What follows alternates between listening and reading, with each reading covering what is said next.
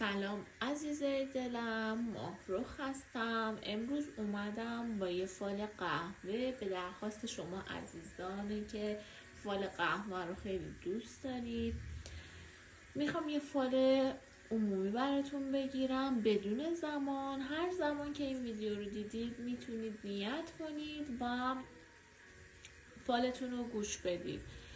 عزیزای دلم، برای هر چیزی که تو ذهنتونه، چه کاری، مالی، استخدامی، در رابطه با مسائل احساسیتون، هر چیزی که مد نظرتونه نیت کنید، تمرکز کنید، اسم خودتون، اسم مادرتون رو 3 بار تکرار کنید و خواستتون و اون نیتتون رو 3 بار تکرار کنید. من به نیابت از شما این قهوه رو می نوشم و شروع می کنم به گرفتن فال پر انرژی قهوه. خودم یکی از کسایی هستم که به شدت به فال قهوه اعتقاد خیلی شدیدی دارم و خیلی ازش انرژی عالی میگیرم. میشاله که برای شما هم همین جوری باشه. من میخوام که ببینم مهمترین اتفاقاتی که در آینده نزدیک برامون میفته، برای هممون هر آنچه که نیت کردیم و چه از لحاظ کاری، مالی، احساسی، هر چیزی که پیش رو داریم به ما نشون بده. اون چیزه، چون این فال جنراله، اون چیزهایی که به شما مربوط میشه رو یادداشت کنید، برداشت کنید از این فال و اون چیزهایی که به شما مربوط نمیشه رو ازش بگذرید. خب تمرکز کنید عزیزانم، نیت کنید. منم قهوه رو می نوشم، دوباره میام خدمت شما عزیزان. خب عزیزانم، قهوه رو من نوشیدم. من قهوه رو توی چند مرحله انجام میدم: بشقاب، پیش دستی، نلبکی و فنجون و کامل بررسیش میکنم ببینیم که چه چیزهایی رو به ما نشون میده. رو نیتی که دارید تمرکز کنید تا تفسیر فالمون رو شروع کنیم. خب عزیزانم، دارم برای بعضی از شما عزیزان میبینم که در رابطه با مسائل احساسی ناراحتی های براتون دارم میبینم. افکار تیره تار، افکار پریشون، فکر و خیال های خیلی زیاد، خواب های بیکیفیت. دارم براتون از لحاظ احساسی ناراحتی هایی میبینم. دارم براتون میبینم که اون چیزی که تو ذهنتونه از لحاظ احساسی، اون چیزی که همیشه باورشو داشتی، رویاشو داشتی و میدونی که استحقاقشو داری، برات اتفاق نیفتاده و این خیلی تو رو غمگین کرده، خیلی ناراحتت کرده و حال دلت خوب نیست. تیرگی تاریکی دور قلبتو گرفته و ذهنت خیلی به هم ریخته است. نمیدونی چه کار کنی، انگار که دست و پات بسته است و نمیتونی کاری کنی. برای بعضی از شما عزیزان شکست عشقی تو گذشته دارم میبینم که خیلی قلبتون شکسته و حرفهایی زده شده که باعث ناراحتی، آزردگی شما شده و اشک‌هایی ریخته شده. دلشکستگی‌هایی تو قسمت گذشته دارم براتون میبینم که تاثیرش تا الان توی زندگیتون هست. حتی شما اگر جدا شده باشید یا تو رابطه خیلی عمیقی بودید و شکست خوردید و کات شده، الان وارد رابطه دیگه‌ای هستید، اون رابطه براتون رابطه ایدئالی نیست ولی دارید مدارا میکنید. داره به من نشون میده که شما به هم وصلید، یعنی بینتون کاتی صورت نگرفته ولی رابطه ایه که ذهن شما رو خیلی درگیر کرده و آرامش رو از شما گرفته. رابطه باید رابطه‌ای باشه که به شما آرامش بده، حال خوب بده و انرژی مثبت بده و کمک کنه به بهبود حالتون، کمک کنه که اتفاقای عالی براتون بیفته، کمک کننده به هم دیگه باشید. ولی من دارم میبینم که تو این رابطه اون چیزی که مد نظرته برات اتفاق نمیفته و انگار که پشت کردید به هم دیگه و نمیخواین حتی راجع به دلخوریا صحبت کنید، راجع به اون کمبودا خلاهایی که احساس میکنید طرف حرفتون متوجه نمیشه یا نمیخواد تو رو درک کنه، نمیخواد تو رو بفهمه و این خیلی باعث غم و ناراحتی شما شده و احساس ناامیدی و یأسی که خیلی خیلی شما داری در زمینه احساسی و من دارم برات هشدار میبینم، داره بهت میگه که حواستو جمع کن، خیلی تیز باش، خیلی باهوش باش، چون بسیار باهوش هستی، ولی از هوش در روابطت هم استفاده کن. از هوشت فقط تو کار تو درس و چیزهای دیگه استفاده نکن، تو روابطت باهوش باش، به نکات دقت کن و که اگر میبینی رابطه‌ای به صلاحت نیست و حال دلتو خوب نمیکنه، از رابطه سمی خودتو بکش بیرون تا بتونه اتفاقات مثبت وارد زندگیت بشه. حرفایی زده میشه انگار یه نفر داره، یه خانوم دارم میبینم که انگار ناراحت، نارضایتی داره از این رابطه، حرفایی میزنه، ولی آقایی میبینم که انگار پشت کرده و اصلا توجه نمیکنه و بخش زیادی از حرفای شما رو اصلا متوجه نمیشه، اصلا نمیفهمه شما چی داری میگی، انگار که نمیخواد حرفاتون رو بفهمه. شما با هم رابطه دارید، یعنی الان توی رابطه با هم هستید و این کاتی و جدایی یا حتی میتونه شامل متأهلین باشه که مثلا جدا نشدن، طلاق نگرفتن، ولی بینشون سردی هست، بینشون دلخوری هست.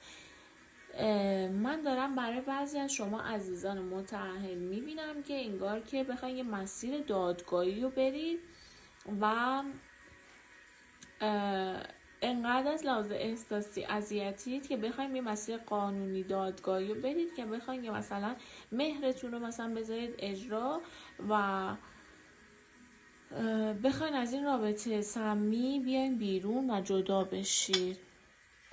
در کل چیزی که دارم براتون میبینم از لحاظ مالی هم برای بعضی از شما عزیزان پولهای ریز ریز خورد خورد وارد زندگیتون میشه، جریان مالی براتون باز و روشنه و ولی افکار بسیار پریشونی دارم براتون میبینم، دست بستگی، دست و پا بستگی، احساس اسارت، احساس خستگی و ناامیدی براتون میبینم. دوستایی که دارم براتون میبینم دوستای خوبی نیست، حتی میتونه مثلا آدم هایی که دور اطرافتونه، میتونه دوست خیلی اجتماعی معمولی باشه براتون، اونا براتون خوب نیستن، مراقب باشید که گول نخورید. و دوباره نگاه کن دارم توی اینجا براتون میبینم، دوباره دارم افکار به هم ریخته میبینید، افکار پریشون به هم ریخته، ناامیدی هست دارم براتون میبینم، انگار خسته شدید و برای بعضی از شما عزیزان دارم اینجا میبینم که انگار منتظر پولی هستید، منتظر مالی هستید که فعلا روش تعویق افتاده و فعلا این پول وارد زندگی شما نمیشه، فعلا باید منتظر بمونید چون راه و مسیر این پول به سمت شما برگشته. اون عزیزایی که نیت مالی کردن و منتظر پولی هستن فعلا براتون تعویق افتاده. برای بعضی از شما عزیزان سفر خارج از کشور دارم میبینم، یه سفر برون مرزی که خیلی براتون روشن و قشنگه. برای بعضی از شما عزیزان دارم 1 تا 3 وعده دیگه، یک امضای روشن، یک امضای قراردادی روشن مثل امضای ملکی چیزی دارم براتون میبینم که خیلی براتون عالی و خوبه. حتی اون عزیزایی که نیت استثنایی کردن میتونه براشون این باشه که تا 3 وعده دیگه یه امضای روشن عالی میکنن و انشالله که خیلی خوشبخت بشن چون براشون خیلی روشن و عالی افتاده. یه چیزهای پنهانی هست که شما ازش خبر ندارید و حستون بهتون میگه در رابطه با هر چیزی که نیت کردید، حستون داره بهتون میگه که یه چیزی این وسط در جای خودش نیست، یه چیزی این وسط اوکی نیست، ولی نمیدونید که چه کار باید بکنید که متوجه بشید اون چیه که اینجوریه، اون چیه که مثلا شما متوجهش نمیشید. ولی چیزی که من دارم براتون میبینم روشن شدن این موضوعه. یه موضوعی برای شما خیلی گنگه، خیلی بسته است، ولی براتون رو میشه و روشن میشه. یا دست کسی براتون رو میشه، کسی که داره برای شما نقش بازی میکنه و یه چیزهایی از شما پنهان میکنه، دستش برای شما رو میشه و شما اون چیزهایی که باید بفهمید و میفهمید. این حقایق برای شما روشن میشه. داره ما اینجا میگه که ماه پشت ابر نمیمونه، همه چی آشکار میشه، رو میشه.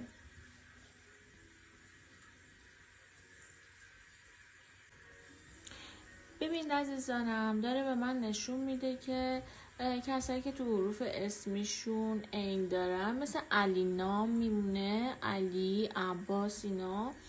و کسایی که تو حروف ت، میم دارن، داره برای من نشون میده که خبرهای خیلی خوب، مثبت و پیشرفت‌هایی توی زندگی براشون ایجاد میشه. ببینید چیزهایی داره به من نشون میده که اگر میخواین یه ملکی معامله کنید، اگر میخواین خرید و فروش ملکی انجام بدید، فعلا برای شما نشون داده که صبر کنید، دست نگه دارید تا اتفاقات بهتر براتون میفته. برای بعضی از شما عزیزان دارم میبینم که مسیر مالی براتون باز میشه. خیلی نگرانی در رابطه با یک مسیر مالی دوم. مثلا اون کسایی که شاغل هستن، دارم برای شما میبینم که یه مسیر مالی دومی براتون باز میشه و از این طریق رزق و روزی و برکت و پولهای خیلی خوبی وارد زندگیتون میشه. اون عزیزایی که شاغل نیستن، برای شما استخدام شدن و صاحب شغل شدن و منبع درآمد میبینم که براتون خیلی خوبه. حالا این که بگم خیلی مبالغ خیلی بالایی باشه نه، ولی براتون یه منبع درآمد خیلی روشن و خوبی میبینم و اتفاقات خیلی روشن. یه سری از عزیزان داره اینجا به من نشون میده گیر و گرفتاری‌های در زمینه احساسی دارم براتون میبینم که اون گیر و گرفتاری‌ها براتون رفته رفته برطرف میشه. ولی اون کسایی که نیت کاتی دارن یا نیت جدایی دارن، میخوام ببینم طلاقی صورت میگیره، من فعلا برای شما طلاق نمیبینم، چون اینجا دارم تو بشقابم که میبینم اینجا حلقه قشنگ برای ما وصله. پس من برای شما طلاق و جدایی نمیبینم. تو زمینه احساسی یا ازدواجی دچار شک و تردیدهایی هستی، دچار ناراحتی‌هایی هستی، از لحاظ احساسی گیر و گرفتاری‌های من دارم براتون میبینم، ولی طلاق و جدایی من براتون نمیبینم. عزیزانم، خودتون به خودتون کمک کنید و رابطتون رو سرسامون بدید و با هم صحبت کنید تا این موانع و مشکلات براتون برطرف بشه. چیزی که دارم اینجا براتون میبینم،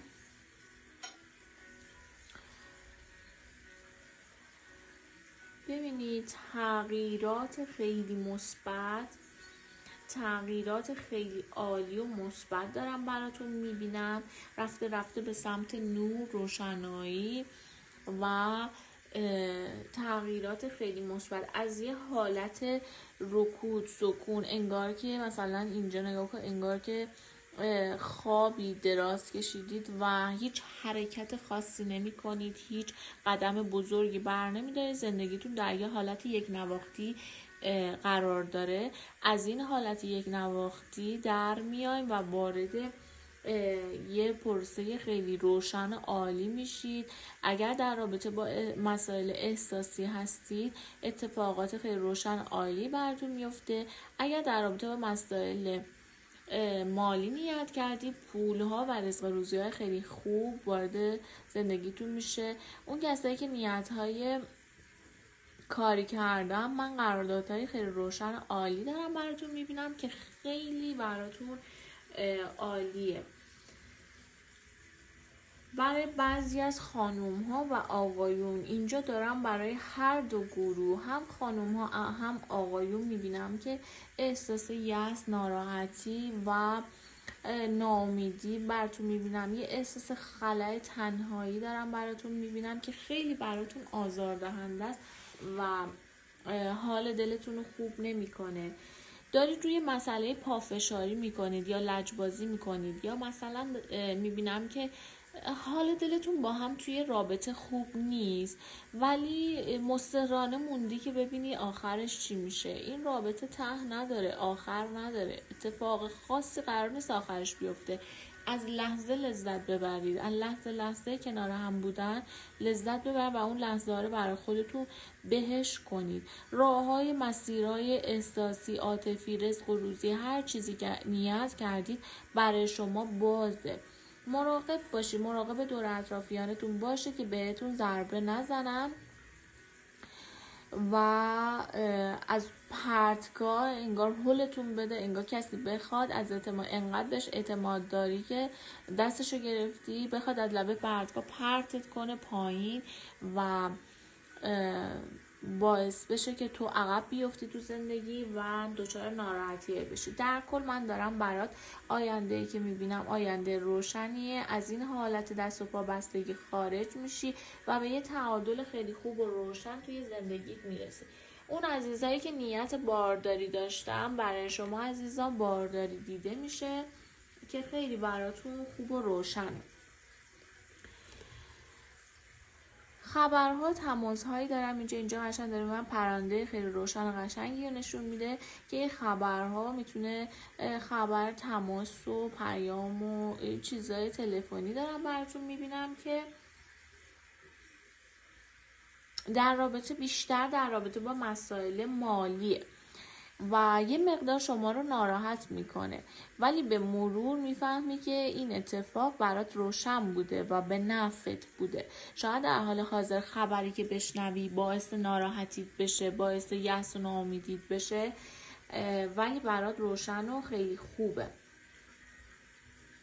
مسیر قانونی، مسیر دادگاهی دارم براتون میبینم که فعلا در حالت تعلیقه، یعنی فعلا نتیجه نه مثبت نه منفی، یعنی مسیر فعلا باید بعضی از شما عزیزان که دارید میرید میای، بعضی از شما این مسیر فعلا براتون جواب قطعی نداره، یعنی نه جواب مثبت نه جواب منفی، یعنی مسیر فعلا حالا باید برید و بیاین تا براتون اتفاقات مثبت بیفته و یه هزینه هایی باید این وسط بکنید، یه پولایی در رابطه با مسائل دادگاهی یا قانونی هزینه میبینم که داری هزینه میکنی، یه پولایی از دستت میره. این پولها خورد یا شاید مثلا به صورت قسط بندی کردن تو بدی، به صورت خورد این پولها از دستت میره. ولی رفته داره به من نشون میده که از این تیرگی ها، از این تاریکه تغییرات، یه چرخش داره به من نشون میده برای شما اتفاق میفته و از این تیرگی ها وارد این روشنایی میشی و نور روشن عالی وارد زندگیت میشه و از این وضعیت ناراحتی، ناامیدی، سکون در میای و اتفاقات خیلی روشن و خوبی برات میفته و خیلی به اون چیزی که دلت میخواد میرسی. برای هر آنچه که آرزو کرده و عزیزایی که در رابطه با مسائل عاطفی نیت کرده بودن، من فعلا دارم براتون میبینم که ارتباط همچنان برقراره، ولی باید مسائل و مشکلات رو با هم دیگه حل کنید، با هم صحبت کنید که این سردی رابطه از بین بره، این ناراحتی ها، این دلشکستگی ها، این احساس خلأ داشتن ها و درگیری فکری که نسبت به پارتنرتون دارید از بین بره. صحبت کنید، خواسته هاتون رو بگید، ازش بخواین که خواسته هاشو بگه. و در رابطه با مسائل مالی فعلا یه مقدار تغییر براتون افتاده، ولی اتفاقات روشن، تغییرات روشن در راهه و براتون اتفاقای خوبی میفته. به هر آنچه که آرزو کردید و رویاشو در سر دارید به مرور زمان آهسته رفته میرسید. فقط کافیه چون نور وارد این در آینده نور وارد زندگیتون میشه، خورشید به زندگیتون میتابه و همیشه در روی پاشنه نمیچرخه، تغییر میکنه. خدا رو شکر که ما زندگی مدام در حال تغییره و هیچ وقت هیچ چیز دائمی نیست. پس برای هر چیزی یک بار ناراحت بشید، اونم کوتاه مدت، و دوباره برگردید به زندگی و زندگیتون رو با انرژی بالا ادامه بدید. ایشالله که برای تک تک شما عزیزان بهترین اتفاقها بیفته. اگر فالتون دوست داشتید کانالمون رو سابسکرایب کنید و زنگوله رو فعال کنید تا ویدیوهای بعدی که براتون میذارم براتون بیاد. امیدوارم که به جواب دلتون رسیده باشید عزیزانم.